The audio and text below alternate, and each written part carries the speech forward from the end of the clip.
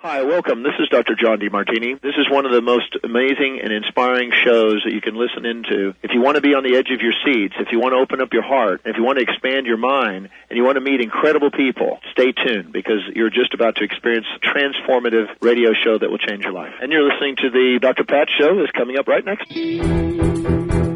Welcome to the Dr. Pat Show. Talk radio to thrive by. Powerful, inspiring, and coming to you live, bringing you stories of people like you and me, busting through and living life full out. Get ready to dare to wonder what your life would be like if you knew you could not fail. Of all of you tune us in and turn us on, thank you so much. I have got dynamic duo joining me here today, Johndennis, Govert, and Hapi, Hara. And they are bringing a message. You know, here's what I love about the message. We're going to talk about their book, but I want to talk about not the title of their book at the moment. Anything with the word matrix in it has already got me. But quantum intention and wish fulfilling gem. Quantum intention and wish fulfilling gem. Now, wait a minute. This is like a big book. I like that it's so big. I like a hefty book. It's a lot for me to read, but I read it. See that, everybody? All right. The reason I love this is because once upon a time, and I'm going to introduce each of these incredible people, but once upon a time, if you can remember, like going to a holiday with your family, right? I mean, just go back like a bunch of years. So you go to holiday with your family. And maybe you bring up something like about the amethyst necklace you're wearing. And everybody around the room, they look at you and they understand it's a piece of jewelry. But you know how we have evolved, Benny? Do you know how we have evolved? Here it is. When a movie like, I think it's called Green Book, when a movie like Green Book about a musician traveling to the South and one of my Italian characters stops at a food or truck stop. And what the driver of the car does, he doesn't go in to get food. And we know he likes to eat food. He walks over to what seemed to be a box full of gemstones. You see, this is a mainstream movie. And so today, what I love about this is that more and more people,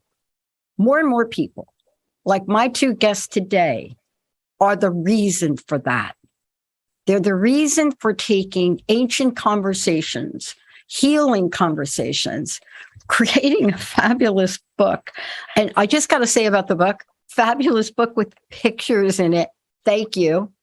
And we talk about things like the power of crystals across culture. You see, now, if you give somebody a stone or a gemstone or something, it doesn't matter what it is. If you just give them something like in a holiday gift or something, they go like, ooh, ah. But what are the real secrets? What are the mysteries? You know, 2 days ago, my friend was helping me in the yard and a lot of rocks out here. But all of a sudden, she digs up the rock and says, it's a green one. Why? Why would she even mention that? Today, I am so thrilled to have two people joining us here today to really understand, you know, what this means to bring the essence of time and space and astrology. And one of my favorite things that I learned to do, Qigong. I mean, that's like he does that. We do it in Green Lake. Green Lake's too far, but it's just amazing. But then we get something else that explains the interrelationships of things. That's the book they wrote. And when I think about that, and I think about Hapi, Hara, and I think about crystal energy, right? Can I say the word expert? How do these two come together? What does each of them bring that's greater than the individual person to help us understand a power that is so ancient, so old, so healing, but yet so misunderstood. I want to welcome both of you to the show. It's great to have you. We're going to have some fun now, right? Thank you. Yes, Thank you for absolutely. inviting us. That's a great movie, the movie I referenced, right? It's a fabulous movie. I think everybody was nominated for awards, Academy Awards. It was just, and it's a true story. But I never forgot the scene. Well, of course, he was stealing the stone. So he got in trouble for stealing. Okay, I learned in Hawaii, you don't steal stones, but he got in trouble for stealing and he got caught. But let me ask each of you a question. And first of all, before we even start, I want people to know, one, where they can go to immediately to follow us along, to find out more about you, and to get a copy of the book. So let's do that. Who's going to give us that? Hapi, are you going to do that? Yes. So our website is chintamanimatrix.com. And you have to spell it with a CH, CHINTAMANI matrix.com. And you can get the book through Inner Traditions. That is the publisher, and they have a site where you can buy it directly from them. It's also on Amazon. It's on Barnes and Noble. It's on every internet bookseller. So it's widely available. Yeah. And by the way, the book title is Chintamani Crystal Matrix, Quantum Intention and the Wish Fulfilling Gem. Who does not want that? And Johndennis, you too as well. It's the same website. Is that correct? Yes, it's absolutely correct. Yes. And I need to mention this throughout the show because we have a lot to cover. We're going to take maybe one break at the half. Because how do you each feel about the example I gave? Because when I started this show 20 years ago, I didn't even know what I didn't know. This was not like on my career card or my attention board quite this way. And I became a student, and I'm a student today. But do you think that we have a better understanding today of, let's just call it, the quantum intention and wish fulfilling gemstones, crystals? Let's just call it that in the world. I'd like to hear from each of you. Have we progressed in our level of awakening around this at all? And how much more work do we have to do? Hapi, you want to go first? Yeah, well, I personally think the book might be a little ahead of its time. But I mean, astrologically, I'm an Aquarius, and Johndennis has a lot of Aquarius in him too. And usually Aquarians are ahead of their time. So we understand that. But it's interesting you're talking about references in movies, because we actually have a small section of the book about how in movies and in popular myth and culture, there's usually this obsessive search for an ancient crystalline object. I mean, it's in the Marvel movies. It's in the Indiana Jones movies. And so we actually mentioned that because it's like the ancient myths have come forward into the new modern myths. And frequently, even in video games, there's this quest looking for the crystalline objects. Even the Chintamani is searched for in video games. Well, how about Halo? That just ridiculously popular. I actually had someone working for me who was a champion player, but now they turned it into a television series, one of the most popular series, with all of that reference. And I know you included in the book, and I'm so proud of you both for doing it. Your book is ahead of its time, and yet I feel like we have to catch up quickly, right? I agree. And so in the book, we do talk about the ancient myths, but we also talk about the hero's quest using a real life story from the 1920s and of more of a modern day of a real life Indiana Jones. But then we kind of move it forward towards the end of the book. We definitely have chapters about how to connect with this now energetically through your body, through meditation. Johndennis wrote an entire chapter about crystalline yoga, how to connect with crystals using ancient Buddhist techniques and crystal energy and connect with the Chintamani, the wish fulfilling gem, like right here and now. Oh, let's hop over to him though, right? Because, I'm just watching him listen very, very calmly and peacefully as I was so excited to interview both of you. I'm like jumping out of my chair. Linda says, how's your voice today? Don't talk. You need to be able to do this show with them. We're not going to change the date. But Johndennis, how about you? I mean, I make a lot of references. I have half a foot in the world you live in, and I have another whole foot in our pop culture. And then I have the other half of the other foot on some of the planet and some of the galaxy. So that's okay too. And I would ask a question like this. Do you both want to know why? Sure. I'm a quadruple Sagittarius and a quadruple Capricorn. So half the time, half my questions are practical, half are obscure. But Johndennis, I got to hear from you. Tell me what you think here. I think that the archetype is reawakening.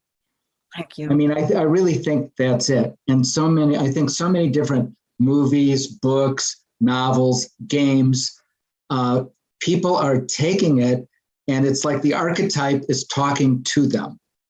And so they're sort of like adding their own creative imagination, and they're sort of like bringing it forward in their own particular understanding. But we trace this all the way back to one of the very, very earliest Hindu myths, the spinning of the ocean. And out of that ocean comes the first wish-fulfilling gem, plus a number of other what they call ratnas or jewels, which are things to benefit humankind, and actually not just humans, but the entire evolution of the universe.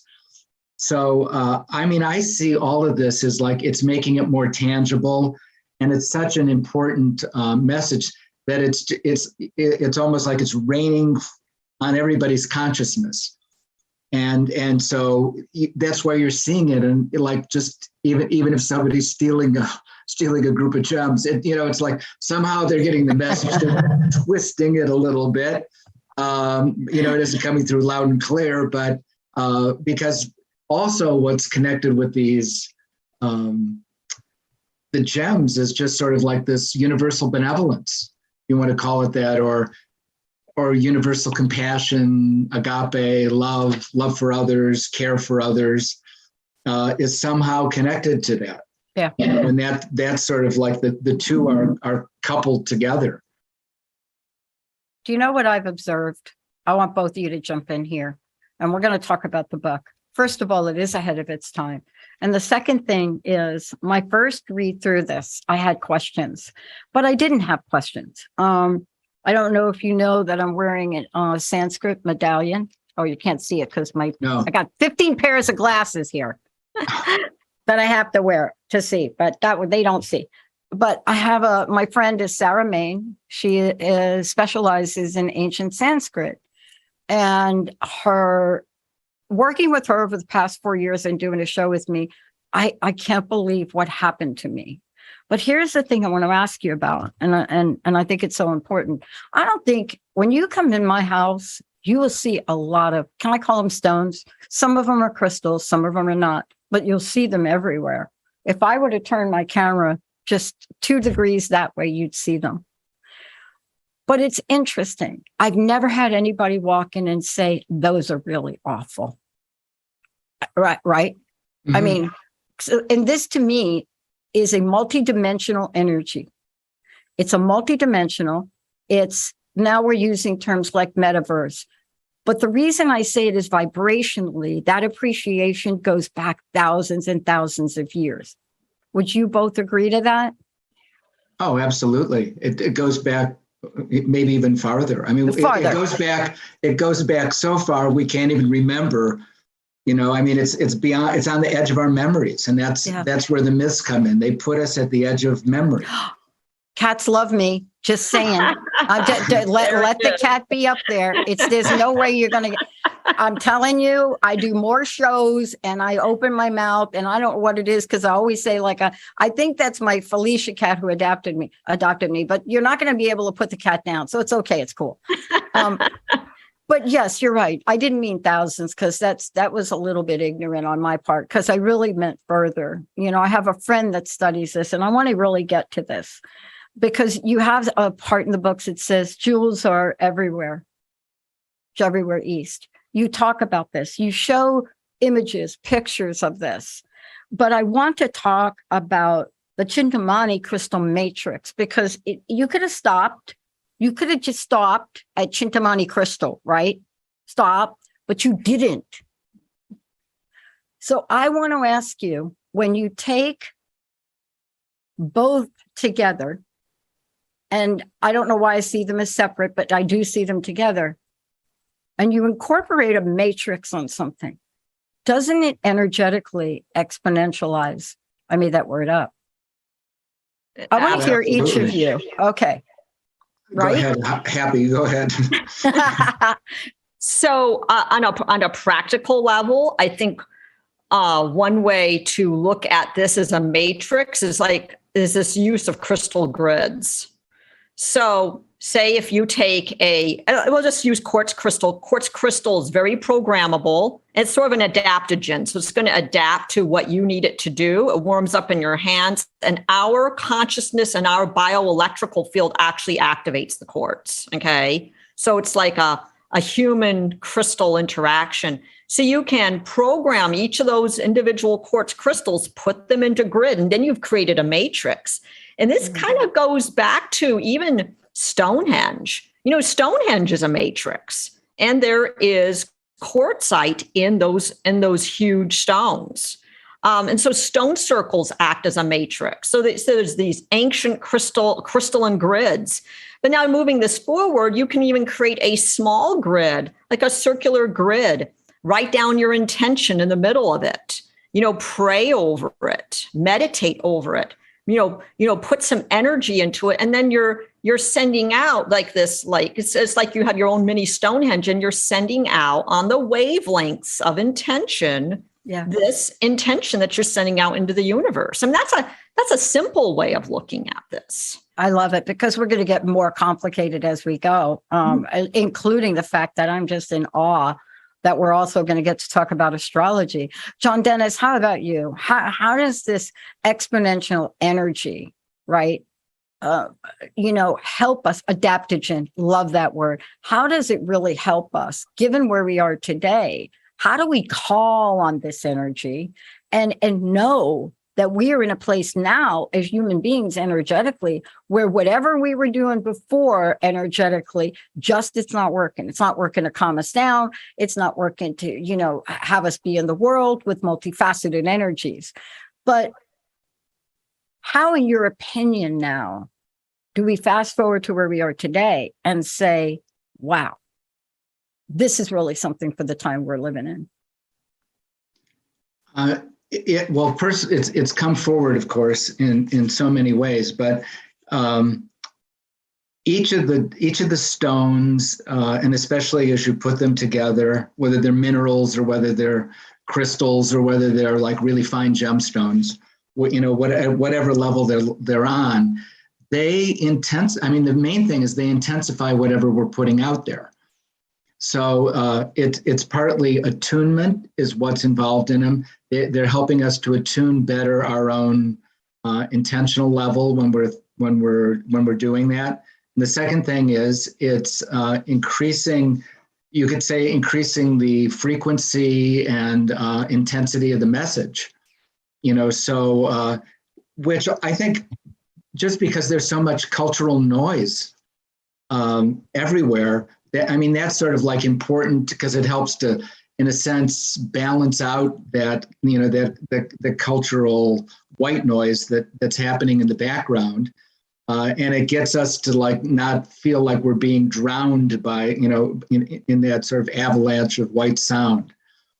So I think that those two things are important. So it's like, it can help us hear our own voice. Yeah. It can help us connect to our own intentionality. And it helps us to put that intentionality forward, and then it helps to manifest it. So it has all those steps to it. And then to say nothing about the fact that when each of us is doing this, when we have like common, when we have a commonality of intention that crosses, we're each radiating one another's intention forward as well. And then the crystals that you have arrayed around you in your room, the crystals that I have here, the crystals that Hapi has there, and countless other people that we don't know that share a similar set of intentionalities. We're all kind of connecting together, even though we don't know who we each are. But we are making this, this intention. And so one of the Buddhist ideas of this crystal matrix, in a sense, is the sense that it coexists throughout space, and yet it has no beginning, it has no end, and every one of us is like a node, like a crystal on this thing, and each of us is a co-creator. So it's like we're all evolving the universe as it sort of goes on. So that's sort of like the side that may appeal to your Sagittarian nature. I was right there with you on that. And yet, let me just put my Capricorn moon hat on for a minute. And I love the way you describe that. Hapi, one of the things I want to ask you about is what I was really struck by in the book, and this is to both of you, but I really want to ask you this question, is the beautiful references on interrelationship. It's like this idea that you watch a spider. I love spiders. And you watch a spider, and the most beautiful thing in the Pacific Northwest is to wake up in the morning and see the dew and see this beautiful web. Now, even if you don't see the spider, you see this beautiful web. And one of my teachers taught me that the weaver and the web are one. And that's the essence I get from what you've included in here in the book.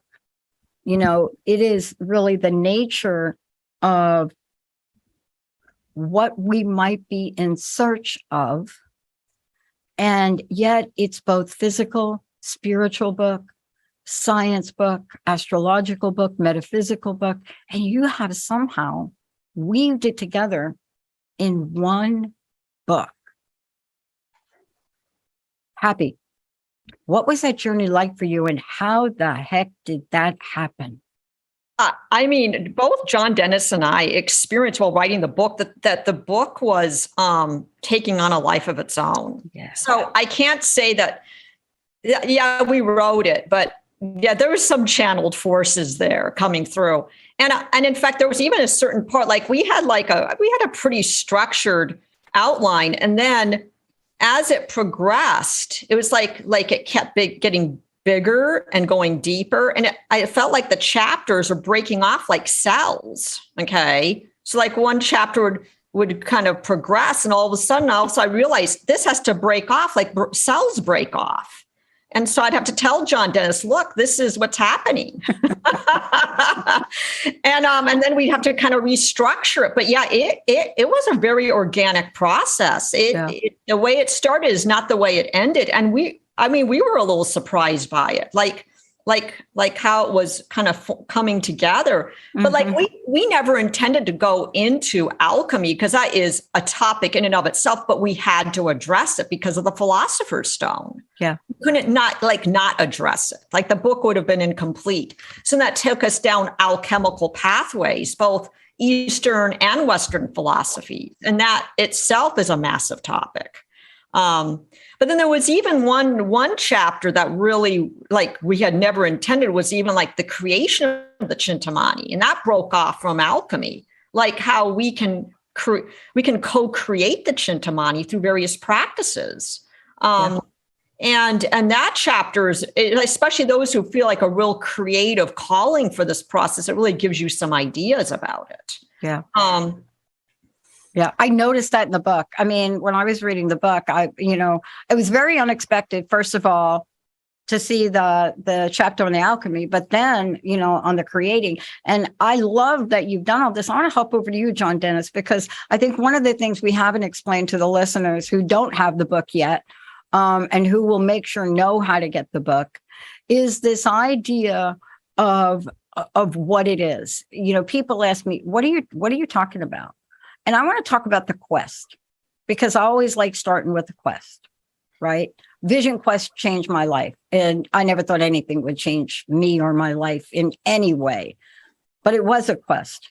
And I would like you to talk about this because this is sort of an origin story, right? It's an origin story, but I think it's an origin story that is so relatable, right? There are a lot of origin stories of a lot of things out there. Mm-hmm. Would you talk to that, Johndennis? Yes. So we have the Chintamani on one hand as like an end goal, to accomplish or to acquire or whatever. But we have the Chintamani as a process at the very same time that it's an end goal.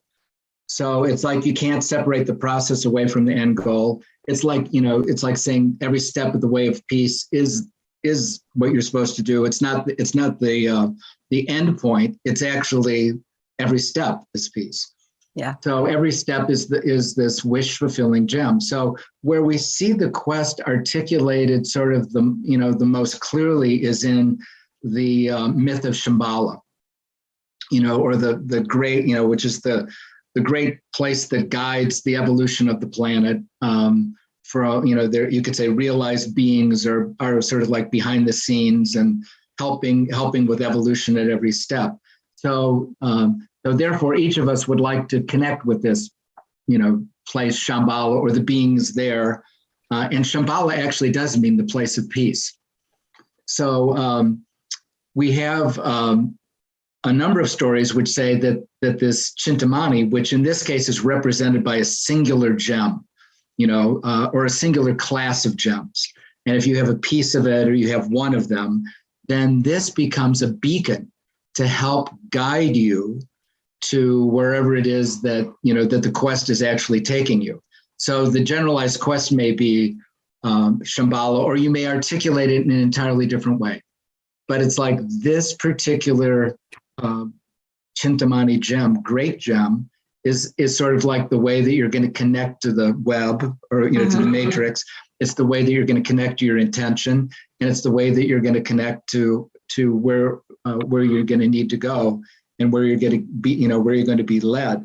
So we did use the Rorix as sort of like a very tangible example of sort of what this process was about and how they happened to use a Chintamani that they acquired, in their physical quest across, up and down all over Asia. Yeah. That's why I wanted you to explain it, because what I want Hapi to talk about is the next part. And I'm so thrilled that the way you laid this book out was to tell us about the quest, but don't waste any time to get to Chintamani and intention. Hapi, I want you to talk about this, because a lot of times when I read books like this, and by the way, I read some things that have more to do with, taking a journey where we go. But there are so many different piece parts that don't get explained. And what you're doing here is talking about the piece parts. And so one of the things that I want to do is I want to have us talk about now this relationship, the interrelationship, the spider and the web. They're interrelated. How many of us get the opportunity to watch that spider build that web? Methodically, everything connected. Looks like ease and grace, but it has an intention, doesn't it? I want to take a short break. When we come back, do this. But before we go, how do we get a copy of the book? How do we find out about Chintamani? Oh, yes. So it's innertraditions.com you can buy copies of the book there. And there's lots of information on our website, including instructional videos. And that is www.chintamanimatrix.com. And believe me, I have a listener that already went there. And so I have a question when we come back. We're going to take a short break, everybody. Chintamani and intention, but that's not the only thing in this book. You can get the book available from, I think, Inner Traditions. It's also on Amazon.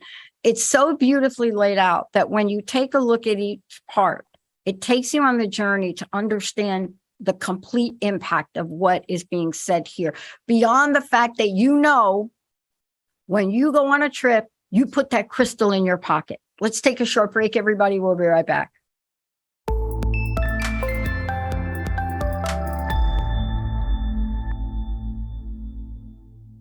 Benny, I'm like loving this new sound mix that you're just popping in here these days. Oh, why, you are quite welcome there, Pat. Yeah, just kind of love it. I mean, it's like a far cry from back in the day from playing dirty, but we're good. I can still do that too. I got to tell you, that is my favorite, still one of my favorite albums. I play my ping pong to it, and she is still one of my favorite artists. Welcome back, everyone. Welcome back. And yes, Jules, Jules, that's like your real name, right? You must be. You texted me. I do have an answer about their website, and we're going to make sure you find out about it, because there's only so much we can get in this short interview. And I'm not asking the traditional questions because I want all of you to understand. I can't even imagine the amount of work and time that went in to creating this book. It is just like amazing to me. But Hapi, can you tell folks again how we can find out about you and John Davis and connect with you and your website and get in the book and all of that? Yes. So our website is www.chintamanimatrix.com, and you have to spell it CHINTAMATRIX.com. And you can get a copy of the book from Inner Traditions directly, innertraditions.com. And you go in there and you just type in the title of the book, which is the Chintamani Crystal Matrix. Yeah. But you can also get it on Amazon, Barnes and Noble, just about every, online bookstore has it. So anyway, getting back to your question about the front page of our website, that big clear crystal jewel gem on the front is a diamond. Okay. And we selected that because it was just a really cool photo, for one thing. It was very clear, crisp. And I thought, wow, this has got clear, clean, crisp edges. And also diamonds, I know there's this cultural fascination with diamonds, especially associated with at matrimony. But, that really came from a massive De Beers marketing. Okay. Of course. And because they had a lot of diamonds and they had to come up with a mass marketing ploy to get everyone to buy diamonds. And, it was a successful marketing strategy. It's still working to this day. All right. But in more ancient times, especially I could go back to the Hindu and Indian traditions where they use crystals very deeply with astrological charts. They always kind of thought of diamonds as being more like, little mini Vajras or swords of power or thunder, lightning bolts. And, and nothing refracts light quite like a diamond. Yeah. Diamond has the highest refractive index of all the gemstones. It's made of pure carbon, the hardest mineral material on the planet. So what diamonds do is they amplify your intention. Mm-hmm. And that's why sometimes diamonds have been associated with curses, because if you're amplifying the wrong intentions, and then the way it refracts light, it bends light, it boomerangs back on you. And then you're amplifying what you're putting out. Yeah. Okay. Yeah. So, this leads me to my question for Johndennis now. Because my first time through the book, and I prepare, I read the books. I love to read because I grew up illiterate. I grew up stuttering, illiterate. The only way I graduated high school is a really weird story. I flunked literature. I was supposed to stand up and read some big giant poem or something that, I didn't do it. I couldn't do it. I couldn't read it. But I'm not saying I cheated, but I could pick any poet, and I picked Bob Dylan, and I knew every word of every song. So while I couldn't read and write, I have a really interesting memory. So I got up there with my page. I got up there, right? I didn't do this with your book. I actually read the book twice. And I got up there with my page, and I'm making like I'm reading Bob Dylan's song, right? And I had it memorized. But the reason I'm telling this is because I have to go through things twice. I go through first because I'm a visual. And I have this learning thing. But then the second time I go through and I hang on things, this is my question for you. The second time around, I walked away almost filled up with tears because of the spiritual nature I saw in this. And I want to take a minute to have you talk about that. I don't think that that was my imagination. And when I talk about the spiritual nature, I'm not talking about religion. I'm talking about spiritual science. I'm talking about what you said, Hapi, about praying. I'm talking about the fact that my mom made my dad buy, my stepmom made my dad buy a diamond, not in a ring. She did not want it in a ring. So he goes out before he got broke and lost all his money and buys her a diamond because she used it ritualistically at home. Now, this is a mom from the South. First child at 12, second at 13, stuck in the Bronx. Don't email me about the Bronx. I'm just saying, like, this Southern woman is now in the Bronx and she could ask my dad for anything. And she asked him for a diamond because she used it. And I found out later to clear. But she had a spiritual practice, Johndennis, and I want to talk. Am I off about this? Because there's a lot of great information, a lot of great pictures. But man, when I was done, I was spiritually touched. Well, I mean, it is about spiritual evolution, really. I mean, that's really what's at the heart of it. And so you could also think of this amplification of intention as also sort of amplifying your state of mind.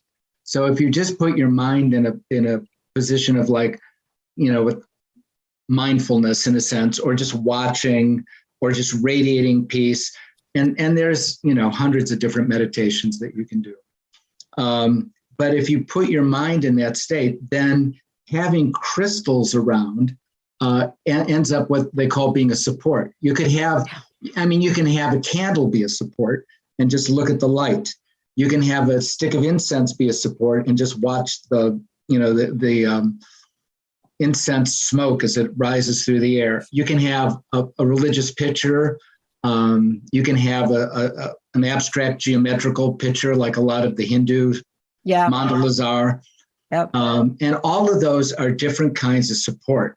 So what we were partly talking about, in a sense, is being able to use crystals and different stones and grids of stones as a support now to amplify your own practice. So it makes it easier, because that's also the noise of the culture and modern times that get us away from, and it's intentional to get us away from our intuition and get us away from, listening and acting on our inner voice. So this is just a set of supports to, like, reintroduce in a manner where we can touch it again and then take it forward and use all of these crystals and the techniques around them, because there's dozens and dozens of techniques that, not that we just only talked about, but a number of other people have used as well. But to just get everybody to use it in that way, or to point them in the direction that you can have a profound effect on yourself by using these crystals. Yeah, I found it really, and I guess the part that I got to after I spent a lot of time on the zodiac signs, right? And it's not, let me rephrase, not about the zodiac signs, it's about alignment. Everything in here that I pick up on is about alignment. And that's just my word. I'm pretty sure you don't talk about it like that, but I couldn't help it. One chapter, that's aligned with this. See, I see things in my brain. I don't see the words. When I read a page, I read the whole page and I get an image. When I got to the alignment and intention part, I think that's when it hit me. And as a result of that, I am going to be going through my house today. Because what I realize is intention is intention. And we have to please answer this, both of you. Don't we have to put attention on intention? Absolutely. I don't know about you two, but I know I've manifested some really weird things that I swore that I didn't want in my life. And when I look back at them, I did. But can you, Hapi, talk about this alignment? Because unless you all get the book, and unless you look at this book and you look at what I'm saying, I might be able to show you all this. And Lydia, I'm pretty sure you don't have images of this. I pulled all my Post-it notes out of the book. I didn't want to hold the book up with Post-it notes. I'm sorry. But you see, this is what I'm talking about. This is just one page. And I want to ask you, in the world we live in, and I really do give credit for the movie The Secret. right? There's some things I agree with, some things I don't, but I have to give it credit because what it did is it popped open a whole population of people that had no clue about anything we're talking about. And now you can't turn around without people understanding or hearing the word intention. But I want to ask each of you this question from your perspective and your journey in writing the book. I would love to know, beyond being guided and channeled, because you both, I know you were, but what was your intention, alignment, surprise in your journey in bringing this material together? And what I mean by that is you set out you were going to do this, and you woke up one day and both of you looked back and said, I had no idea that was going to be in the book. I had no idea it was so important in the time we live in. Because I think things come to us because we need to get them. Happy, you want to go first? Should I start with Johndennis first in this one? I keep going back to you first. I mean, eeny, meeny, right? What does that even mean? Happy, do you want to go? Yeah. Well, the first thing that popped into my head when you said that was the epilogue. Oh, okay.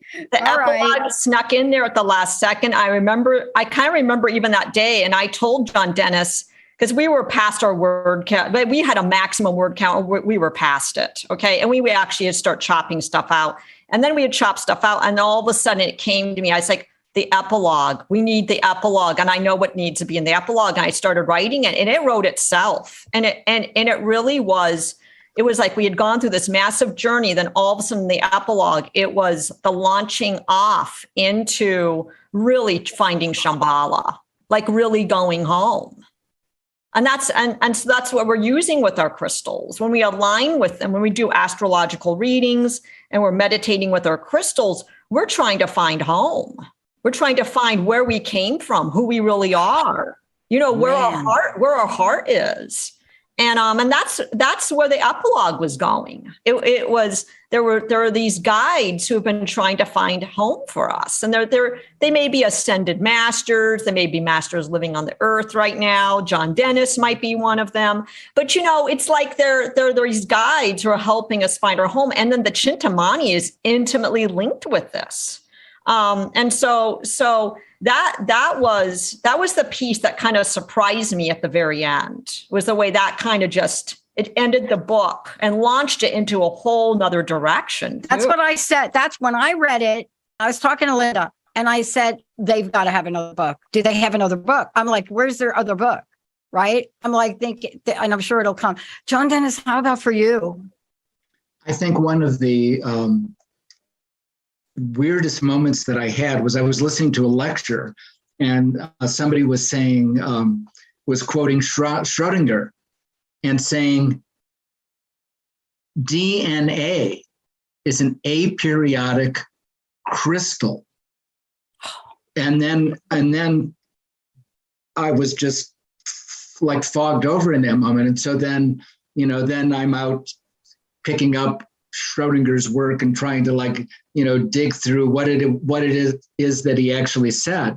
But I mean, the concept of it is like your very plan, the matrix of your body, the DNA itself is the crystal, is like your main crystal. And so it's like we're like at the very heart of us, we're composed of a crystal. So whatever else you can decide, we can call ourselves, biological and, consciousness, but it's all the things attributable to crystals are attributable to us, our bodies in a sense, because of the DNA that's encoded in all of this. So that was one of those parts that just knocked my socks off. Yeah. I mean, I look at books. I'm working with one of our hosts, and she's writing a book now, and we're really battling about the cover and the title of the book. And as a matter of fact, I sent them your cover and title, and I said, you've got to do a better job representing this. But then let me tell you where I went in the book. I don't know much about this, but I got to one of your appendices, materials analysis of Chintamani orbs. Wow. What? Is that okay? You really read the book. I did. But Benny, are you ready for when I first started this, the show wasn't the Dr. Pat show. I had a very interesting relationship with crust of the earth. I'm not kidding. I kid you. The show, you can Google it. Crust busting your way to an awesome life. And I got to this part and I read what you said and I'm thinking, well, wait a minute. They're actually, why are they using the term crust?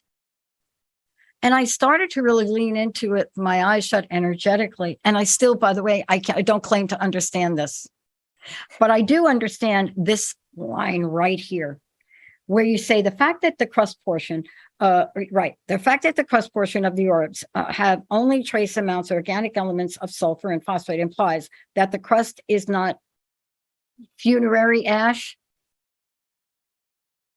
And then you go on.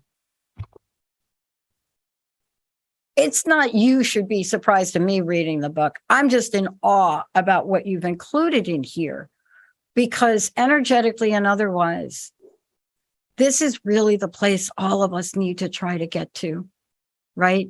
And I know we have a couple of minutes left. I could go on for hours. I hope you will both come back. I'm already going to call Gail.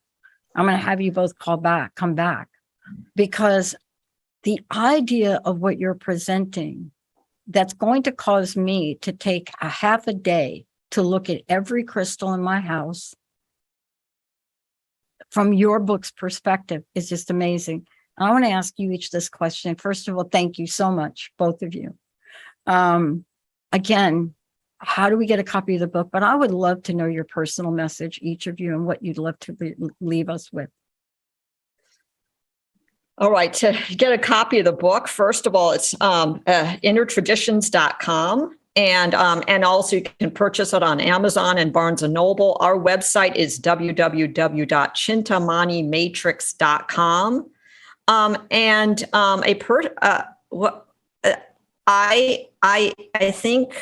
I think this message of the book is very simple. The word Chintamani means mind gem or mind stone. It means the stone is in your mind. And it could be the pineal gland, which is crystalline itself. And so when you are connecting with, like when you're meditating with a quartz crystal, when I meditate with a quartz crystal, I go into the quartz crystal. I bond with it. Like me and the crystal become one and the same. And then we're both resonating with our intention of peace or love. And so I think it's about bonding with the crystal. It's not like, oh, the crystal is going to do all the work for you. It's you're working with the crystal to create intention, and you are the creator. So the word Chintamani, mind stone, means the crystal is inside of you.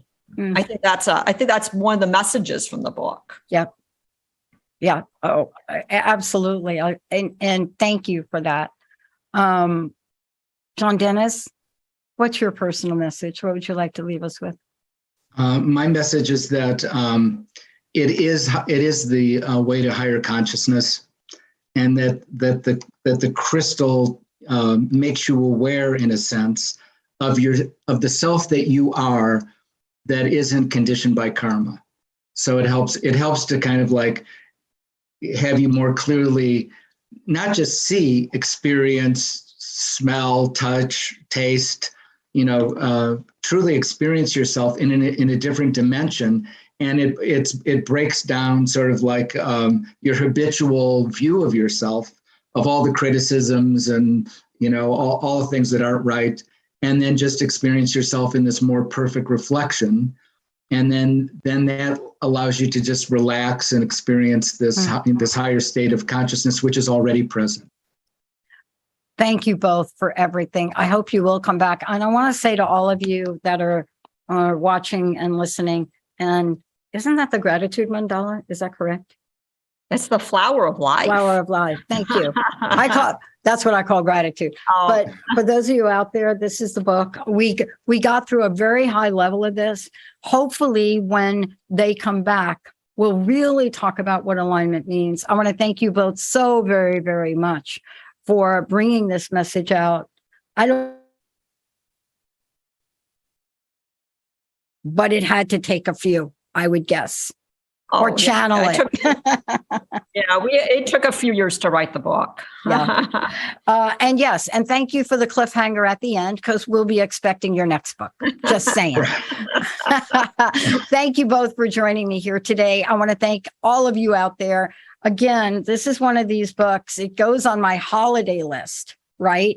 So I give books away at the holiday. So this one goes like at the top of my holiday list to give to friends. Thank you all. Benny, thank you. Lydia, thank you. Hapi, thank you. Johndennis, thank you. And most of all, to all of you out there, if it wasn't for you, none of us would be having this experience that we do on the show. You are the driving force behind this. And our commitment, as always, is to make sure that we're presenting the material you want in the way you want it. Thank you all so very much. We'll take a short break. We'll be right back.